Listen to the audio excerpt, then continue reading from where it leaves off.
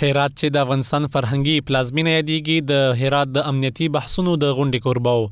هغه غونډه چې د دولتونو په اړه پکې په ملي بحثونو او ننګونو خبرې وشوې.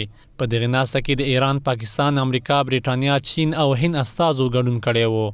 د افغانستان د ستراتیژیکو اړیکو مطالعاتو د انسټیټیوټ مشر داود مرادیان په دې اړه څرګنده کړه د دې لپاره چې په راتلونکي کې د افغان پوځي ځواکونو او د سیمې هیوادونو ترمنځ همکاري وي، لومړی باید خبرې اترې وشي. د چارو شنونکي وایي دا شان غونډې او کنفرانسونه چې په هغه کې اکاډمیک او ملي شخصیتونه راغونډېږي او د نړۍ او سیمې په اړه خبرې کوي، په مهمو نړیوالو پریکړو کې اغیزناک دي.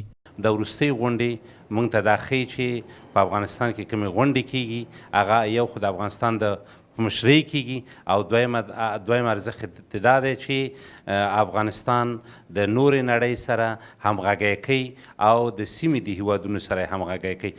دغسې هیوادونه چې دا اوس په دې کې راجمع شوي دي، ګاونډیان پکې راجمع شي، د پوهنتون استادان پکې راجمع شي، مخلص خلک پکې راجمع شي، واقعیتونه وویل شي، نو زه فکر کوم افغانستان ته به د سولې دروازې خلاصې شي او افغانان چې دي د سولې په تمه دي او دغسې غونډو ته د تقدیر او د قدر په سترګه ګوري. هیله مې ده چې دا سلسله دوام وکړي.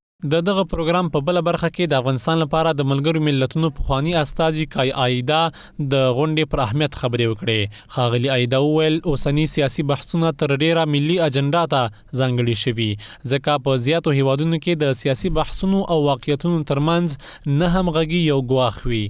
دا نه همغږي د ناهیلۍ لامل کیږي او نظام ته زیان رسوي.